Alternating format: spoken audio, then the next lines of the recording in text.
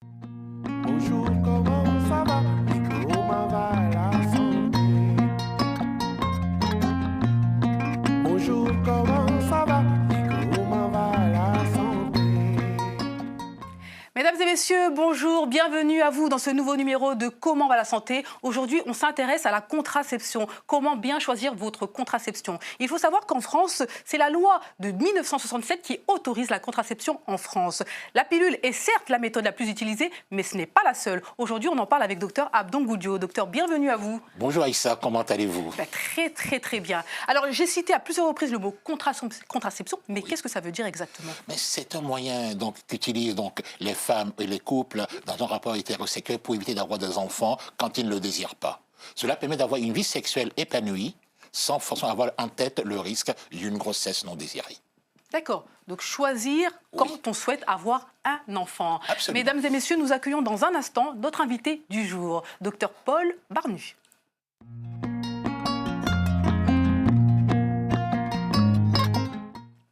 Docteur Paul Barnu, bienvenue à vous. C'est un plaisir de vous avoir ici sur le plateau de Comment va la santé. Alors, vous êtes gynécologue obstétricienne, responsable médicale du CPEF du 11e arrondissement.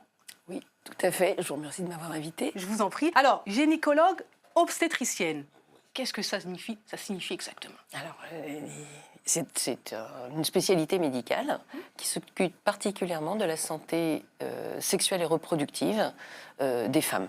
Alors, je dis femmes, mais on s'intéresse aux couples aussi, bien sûr, et aux hommes. Sur les hommes. Donc, Paul Barnu, on se connaît depuis la première année de médecine. Et donc, je sais son engagement en matière de santé de la femme et du couple en général. Donc, les hommes, forcément.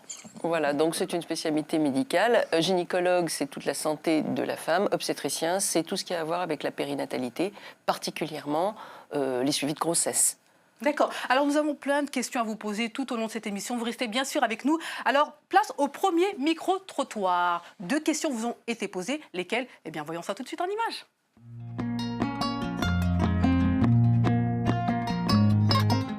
Que vous évoque le mot contraception? Contraception, c'est juste pour éviter des grossesses non voulues. Contraception, je ne sais pas. Contraception, c'est tout moyen pour ne pas tomber enceinte. C'est une sorte de protection en fait. La pilule. Le fait de ne pas avoir des naissances consécutives, je crois. Ça permet de contrôler ses naissances, d'espacer ses naissances pour les mères qui ne veulent pas forcément avoir des enfants tout de suite. Comment faites-vous pour ne pas avoir d'enfants? Avec la préservative.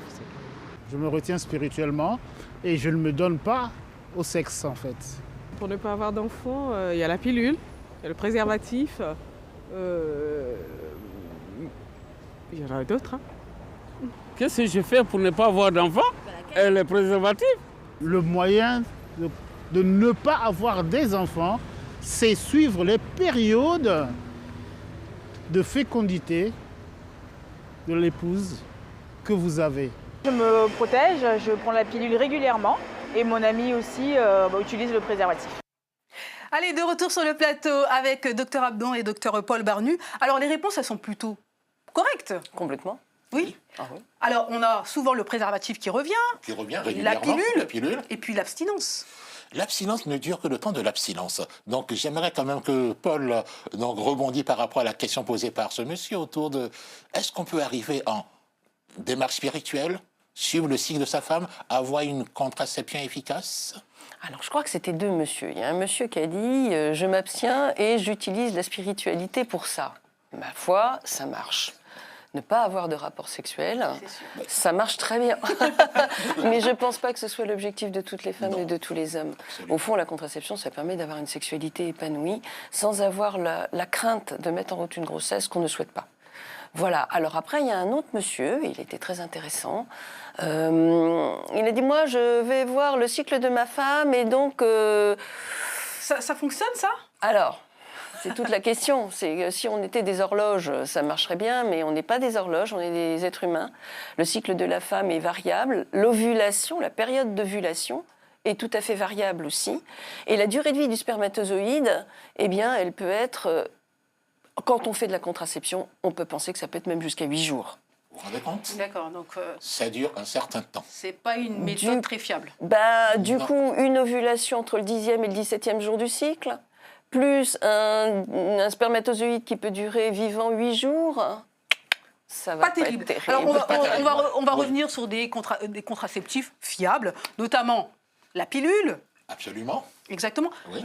Mais par exemple, moi qui suis un peu tête en l'air, la pilule, c'est bien certes quand on doit la prendre à telle heure. Est-ce que ça vaut toujours aujourd'hui? C'est-à-dire à 18h, je prends ma pilule tous les jours et il ne faut pas en rater une. Je suis tête en l'air, je peux oublier un jour, 2 jours. Ça ne me convient pas finalement. Ah non. Non, il ne faut pas l'oublier, en effet. Alors, ce n'est pas à 5 minutes près, évidemment. Hein, la pilule, on a largement 6 voire 12 heures. Mais évidemment qu'il faut la prendre tous les jours. Si on n'arrive pas à s'astreindre à une prise quotidienne, eh ben, ce n'est pas la bonne méthode. C'est pas la bonne méthode. Effectivement, Voilà. en gros, il y a une contraception Elle doit être personnalisée. personnalisée, adaptée. Adaptée, pensée pour soi, tenant compte de sa santé et aussi de ses choix de vie. Parce que tout le monde n'a pas une vie aussi rythmée que certains. D'autres ont des vies très aléatoires. Et donc, à partir de là, il y a beaucoup de moyens qui sont mis à disposition. C'est à nous de trouver, avec l'aide d'un médecin comme Paul ou d'autres médecins gynécos, la meilleure contraception pour soi. On continue avec les méthodes de contraception. En connaissez-vous? Certainement. Allez, les réponses en images.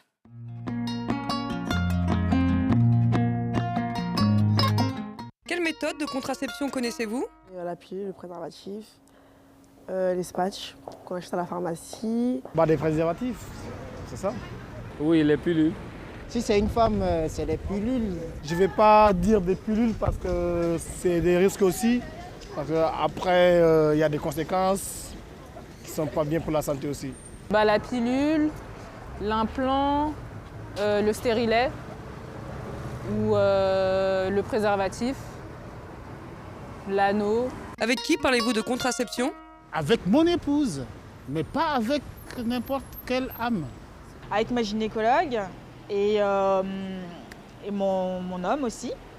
Et surtout avec ma fille, parce qu'elle a 18 ans et c'est un sujet très important. Je la mets à l'aise pour qu'elle puisse me raconter un peu des petites histoires. Et puis le jour où elle aura vraiment un pépin, elle pourra venir m'en parler. Et voilà. Voilà les différents moyens de méthodes de contraception. Ils sont forts aujourd'hui, les personnes que nous avons interviewées. La liste n'est pas exhaustive, mais déjà, il y a des éléments Exactement. clairs qui ressortent. Je crois que Paul va nous en parler de manière plus détaillée. Alors là, franchement, je trouve que vous avez un public en micro-trottoir qui est tout à fait éduqué et qui sait les choses, en sachant que dans la réalité, la méthode la plus utilisée, c'est le retrait. Voilà, qui ne marche pas forcément très bien parce qu'il faut une Et qui a maîtrise fait de de jolis soi. bébés à la France Eh bien, oui. Alors, et dans le monde. Oui. Donc, le préservatif, c'est une vraie méthode aussi, mais après, on parlera probablement de l'efficacité des méthodes. Et après, c'est le choix aussi des couples de savoir de quel niveau d'efficacité dont ils veulent bénéficier. Pilule, dispositif intra-utérin, implant, tout à fait. patch, anneau, vaginal. Tout à fait. Ça a été cité à peu près. Oui. Certains ont été cités. Oui. On va vraiment en discuter plus longuement dans un instant. Mais moi, ce qui me vient tout de suite à l'esprit, c'est je suis jeune ou moins jeune, je cherche un moyen de contraception. Quelles sont les questions que je dois me poser Alors, déjà... pour avoir la contraception adaptée? Déjà, je pense qu'il faut consulter quand même. Alors, pas forcément un gynécologue, hein, ça peut être une sage-femme ou ça peut être même son médecin traitant.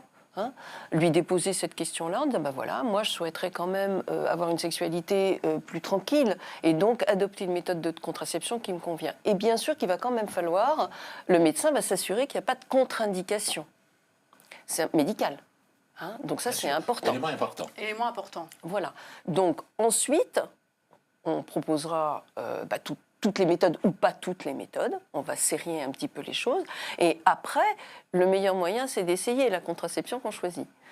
Voilà. On va, en fonction de ce qu'on a déposé chez le médecin, et voilà, vous pouvez faire ça, ça, ça.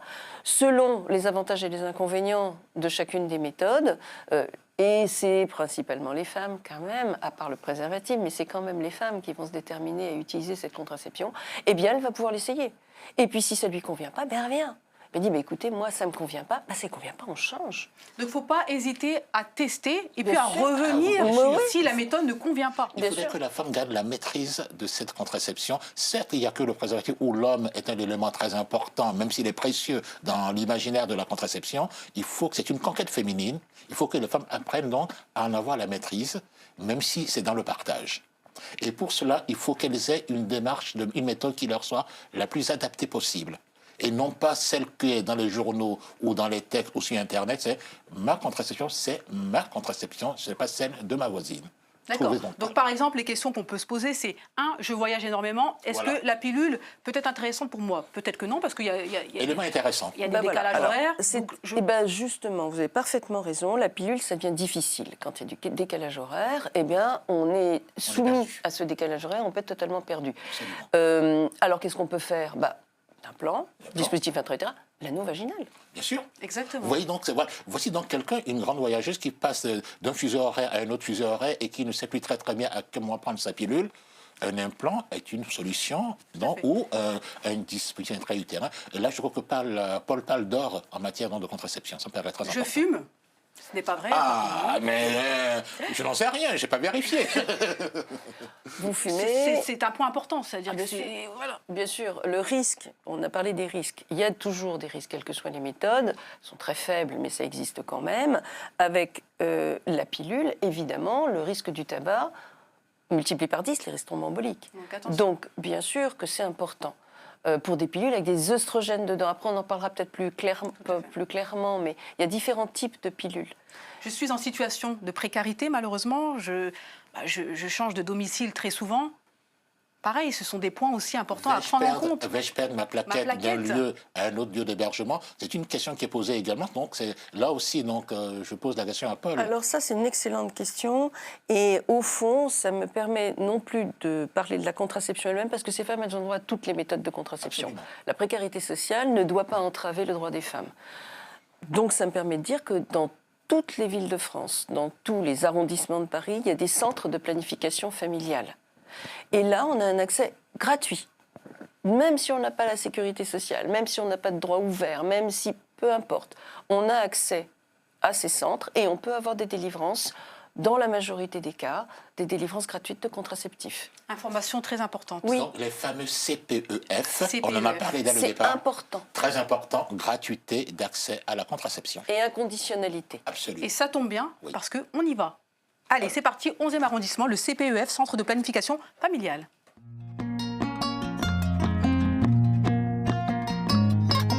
À Paris, 22 centres de planification et d'éducation familiale informent et délivrent la contraception. Dans ce centre du 11e arrondissement de la capitale, Tania accueille, conseille et oriente. C'est important de parler de contraception avec un professionnel et c'est important surtout d'être à l'aise, d'être bien accueilli et de se sentir en confiance et de savoir que la personne qui est en face de soi, donc le professionnel, ne va pas vous imposer une certaine contraception, mais va essayer de chercher celle qui est la plus adaptée en fait à sa vie, à son mode de vie, à sa vie sexuelle. Et cette dame aussi qui vient donc pour le contrôle de son dispositif intra-utérin. Une conseillère conjugale est également dans ce centre. Françoise s'attache à responsabiliser les hommes sur la question de la contraception. C'est essentiel, de plus en plus, de positionner, de travailler en amont du côté des hommes. C'est vrai qu'on sait très bien que l'homme ne risque pas d'être enceinte, mais il a cette décision ou cette possibilité et ce désir ou pas de souhaiter d'être père ou pas. La conseillère conjugale reçoit aussi des jeunes filles, seules ou accompagnées. Le principe, c'est que moi, je reçois individuellement, d'une façon confidentielle, une jeune femme mineure, majeure, à propos de toutes ces questions de sexualité, de contraception, pour pouvoir qu'elle puisse tranquillement s'autonomiser autour de la puberté, autour des règles, autour de ces questions de contraception et de protection, mais sans la présence de la mère. En France, près de 1200 centres de planification et d'éducation familiale sont répartis sur l'ensemble du territoire. Hommes et femmes peuvent bénéficier gratuitement et anonymement de consultations relatives à la contraception. Merci à Tania Delestré, secrétaire médicale, et à Françoise Guéras, conseillère conjugale, bien sûr, d'avoir répondu à nos questions. Allez, on continue cette belle émission avec Dr Paul Barnu. Alors, plein d'informations ont été données dans ce petit reportage. Moi, je veux revenir sur l'importance de parler, de discuter contraception avec des proches, avec son conjoint, avec... les hommes. Les hommes, bien sûr. Ah oui, bien sûr. Important. Là, je suis le seul homme autour de la table, je dis avec les hommes, parce qu'ils sont partie prenante. Et avec les professionnels, bien sûr. Et bien sûr, avec les professionnels. Donc la place des hommes est importante, mais elle n'est pas essentielle, elle est utile. On peut en parler. C'est important de dire aux hommes qu'ils sont autant concernés que les femmes. Oui, absolument. Oui, bien sûr. Et ça me fait, tiens, ça me donne l'idée de vous parler des contraceptions dont on ne parle jamais. On n'en a pas parlé jusqu'à présent dans cette émission, mais on en parle assez rarement. C'est les contraceptions définitives, que ce soit la ligature de trompe ou la vasectomie. Et quand on parle beaucoup de ligature de trompe, très peu de vasectomie. Ça concerne les messieurs. Pourtant, la vasectomie, c'est un geste extrêmement simple, beaucoup plus simple, qui se fait sous anesthésie locale, alors que la ligature de trompe est un peu plus compliquée. Alors, je sais que ça dépend beaucoup aussi des endroits, des cultures. Et je pense que la culture est un véhicule très fort de possibilité de bien choisir sa contraception. Je pense qu'il faut respecter les couples, il faut respecter aussi la manière dont ils voient un petit peu leur fécondité. C'est très important aussi de parler de désir de grossesse pour pouvoir bien parler aussi de contraception. D'où l'importance d'avoir ce dialogue donc, quand il y a des couples avec l'homme et la femme, car c'est souvent donc, un projet conjoint de couple d'avoir des enfants ou de ne pas en avoir. Très important, très important. On parle aussi des adolescentes, des adolescents, c'est important de le dire, c'est-à-dire qu'eux aussi doivent avoir une oreille attentive pour bien choisir leur contraception et éviter les grossesses précoces.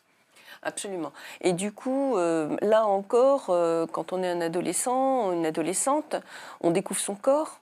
Et principalement, évidemment, l'adolescence, c'est le moment où on se transforme, on passe de l'enfance physiquement, mais hormonalement parlant, tout simplement, de l'enfance à l'état de femme ou à l'état d'homme.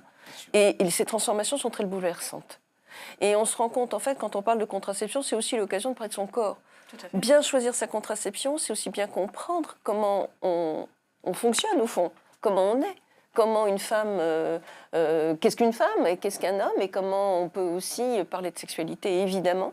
Un homme et une femme, on dit que c'est pareil, mais c'est pas forcément la même chose. C'est sûr. Non, c'est pas tout à fait oui. J'ai 2 médecins autour de moi. Je me suis permise d'aller questionner donc, quelques personnes, notamment concernant la pilule. Oui. Moi, ce qui revient souvent, c'est « Oui, mais bon, je fais attention, la pilule, ça rend stérile et j'aimerais avoir des enfants plus tard. » Donc, qu'est-ce qu'on répond à ces jeunes dames, à ces jeunes filles, à ces personnes qui croient ça, quoi? Je vais encore laisser la primeur à Paul. Et oui, vous mettez le doigt sur quelque chose de très, très, très important. Je suis assez âgée pour vous dire qu'il y a une vingtaine d'années, la peur des couples et des femmes, c'était d'être enceinte et d'avoir une grossesse qu'elles ne souhaitaient pas. Aujourd'hui, je ne sais pas pourquoi, la peur des couples, c'est d'être stérile. Je ne sais pas pourquoi, c'est comme ça. Et du coup, la contraception, ah là là, mais ça va rendre stérile, l'avortement, ça va rendre stérile. Non. Alors la contraception, ça ne rend pas stérile. Première chose. L'avortement non plus, d'ailleurs. Non plus. Il faut le dire. Voilà, mais c'est important. Alors, la seule chose qui, effectivement, doit être abordée, c'est maladie sexuellement transmissible. Ce n'est pas l'objet de cette émission. Mais évidemment, là, il faut faire très attention. Une sexualité épanouie, bien choisir sa contraception, évidemment, et bien sûr se protéger. D'accord. Donc, éventuellement, à défaut de choisir la pilule, il y a le dispositif intra-utérin. Alors, moi, je vous le dis tout de suite, quand j'entends dispositif intra-utérin, ça me fait peur tout de suite. Je me dis, oh là là, mon Dieu, on va me mettre un dispositif à l'intérieur de moi. Donc, Et pourtant, c'est bien ce qu'on va faire. Oui. Donc, mais c'est pour ça que, oui, ça vous fait peur et c'est normal. Alors que non, alors que c'est quelque chose de très simple, qui fonctionne très bien. Oui. Et au préalable, il faut expliquer votre corps. Oui. Quand on commence au préalable à savoir comment on est fait, où on va le mettre, tranquillement, comment ça va se passer, de manière très concrète, alors les femmes sont apaisées. C'est plus simple, pas d'oubli. Pas d'oubli. Le dispositif est là. Eh bien, vous savez que depuis les Égyptiens, ils le connaissaient. Ils n'avaient peut-être pas les moyens modernes qu'on a aujourd'hui. Donc ça veut dire qu'en fait, ça a déjà été pensé. Donc connaître son corps est le minimum. Mais pour l'apprentissage, c'est pas facile de découvrir un organe qui est à l'intérieur du corps, d'où l'aide des gynécologues qui sont là pour expliquer ce qui se cache, alors que chez le monsieur, tout se voit à l'extérieur. Donc c'est plus facile. Donc on imagine le sexe masculin. Il faut penser et repenser le corps féminin avec l'aide de personnel compétent. D'accord, donc le dispositif intra-utérin, c'est en bas, entre guillemets, Bien sûr, oui. et l'implant, c'est bien sous la peau. Oui. Voilà. Donc, peut-être plus simple pour celles qui éventuellement auraient peur d'avoir un... C'est le choix de chacun. Il faut toujours pouvoir écouter, d'où le temps de dialogue. J'ai bien aimé le discours tenu par la conseillère conjugale et par Tania, qui étaient... Tous les deux ont pris le temps de l'écoute, le temps du partage. C'est là où émerge la solution la meilleure pour la personne qui vient demander une contraception. Et en tant que professionnel, est-ce que vous proposez Vous proposez toutes les méthodes. Et après, mais c'est d'abord informer. Je crois que le plus important pour bien choisir sa contraception, mais c'est vrai pour tout au fond, c'est d'être bien informé. Et l'information, elle doit passer par l'intégralité des éléments que la femme doit avoir pour pouvoir choisir. Mais l'homme aussi. Du coup, bien sûr qu'on va proposer l'intégralité des méthodes, en fonction bien sûr des contre-indications médicales qui peuvent se poser, et en outre, suivre la femme dans sa demande. Bien sûr, et ça c'est vraiment très très important. Et qu'elle sache surtout qu'elle peut en changer. Oui. Et ça c'est important. Un implant, ah bah oui, un implant, bah oui, mais je vais le garder 3 ans, parce que c'est 3 ans la durée. Mais pas forcément. Pas forcément. Si au bout d'1 an, maintenant moi j'en ai marre de l'implant, je veux autre chose, on change. C'est important de le dire, rien n'est définitif. On peut changer quand on le souhaite. L'implant, on peut l'enlever, le dispositif intra-utérin, on peut l'enlever également. Et la pilule, on peut la changer aussi. La pilule aussi, on peut la changer. Absolument. Donc n'hésitons pas à tester et puis voir si ça nous convient ou pas, et on peut faire marche arrière. Absolument. J'ai tout compris? J'espère, mais il faut quand même retenir de ceci qu'une contraception permet une sexualité la plus épanouie possible avec l'esprit libre d'une grossesse choisie. On a des enfants quand on le souhaite. C'est aussi une des conquêtes féminines du siècle dernier et d'aujourd'hui, avoir la liberté d'avoir des enfants dans le couple et pour la femme. Je choisis quand je souhaite avoir un enfant et le nombre d'enfants que je veux aussi. Tout ceci donc fait partie du travail qu'apporte. Plutôt, c'est une avancée considérable de la contraception pour l'ensemble de l'humanité. Nous sommes presque au terme de l'émission. Ça va très très vite. C'est parti pour le bon à savoir.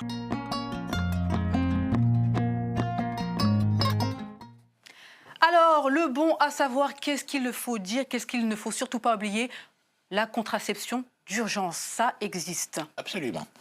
Absolument. Donc la contraception d'urgence, c'est des pilules qu'on peut prendre, mais c'est aussi une pose de dispositif intra-utérin qu'on peut mettre. C'est délivré en pharmacie, ça s'appelle du Norlevo. C'est délivré en pharmacie. Pour les mineurs, c'est très important qu'elles le sachent. Elles y ont droit. Donc elles peuvent toutes aller en pharmacie et avoir une délivrance gratuite de contraceptifs, de pilules du lendemain. Et quand avons-nous recours à cette contraception d'urgence? Très simplement, vous prenez une pilule, vous oubliez votre pilule, le lendemain, dites tiens, j'ai oublié ma pilule, vous reprenez la pilule oubliée et vous prenez votre pilule du lendemain dans les 72 heures. Le délai dans les 72 heures. C'est très important. Si, pour des tas de raisons, la pilule, ça ne convient pas, ou consultez un gynécologue, ou plutôt un gynécologue ou une sage-femme, on peut poser un dispositif en contraception d'urgence, dispositif intra-utérin, en contraception d'urgence. Ce qui permet aussi d'éviter une grossesse non désirée. Donc c'est toujours la même démarche, c'est liberté et aussi ne pas avoir de grossesse non désirée. Voilà. Allez, je voulais juste revenir sur les mineurs. Je trouve que c'est extrêmement important de revaloriser à nouveau les centres de planification familiale. Oui. C'est des lieux inconditionnels, et y compris pour les mineurs, et de confidentialité. C'est-à-dire qu'on reçoit ces jeunes femmes, ces jeunes hommes, on peut effectivement les accompagner dans le choix de leur contraception et leur délivrer de la contraception indépendamment de l'autorisation parentale. Et c'est leur droit. Le message est passé. Inconditionnalité et confidentialité. Très important. C'est grâce à ça que les jeunes nous feront confiance.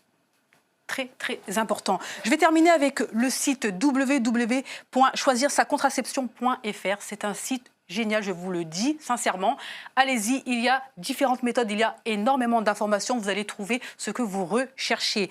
www.choisirsacontraception.fr. Alors, En conclusion, qu'est-ce qu'on peut dire? La contraception, finalement, pour vous, c'est quoi? C'est la contraception. Elle permet une vie sexuelle épanouie du couple ou de la femme si elle fait le choix de ne pas être en couple et d'avoir un enfant si elle le souhaite. Elle est personnelle, elle est adaptée à soi, elle est source de liberté pour soi et elle permet d'avoir des grossesses si on le désire. Donc, je m'adresse maintenant à docteur Paul Barnu, mais pas en tant que docteur, mais en tant que femme. La contraception, pour vous, c'est quoi? Contraception, c'est la liberté des couples. C'est un enfant si je veux, quand je veux. Et quand je voudrais cet enfant, eh bien, je me préparerai. On fait des consultations préconceptionnelles. C'est très important que cet enfant soit attendu. Que les femmes ne tombent plus enceintes. On ne tombe plus enceinte, quoi. Qu'on en tombe plus. Décide. On décide, on choisit. Une femme tombe enceinte, qu'on arrête avec ça, quoi. Juste ça. Le message est passé, mesdames et messieurs. J'espère que vous avez apprécié cette émission. Encore une fois, on vous le répète tous les mois, cette émission est la vôtre. N'hésitez pas à vous l'approprier et à en parler autour de vous. Allez, je vous dis à très bientôt. Bye bye.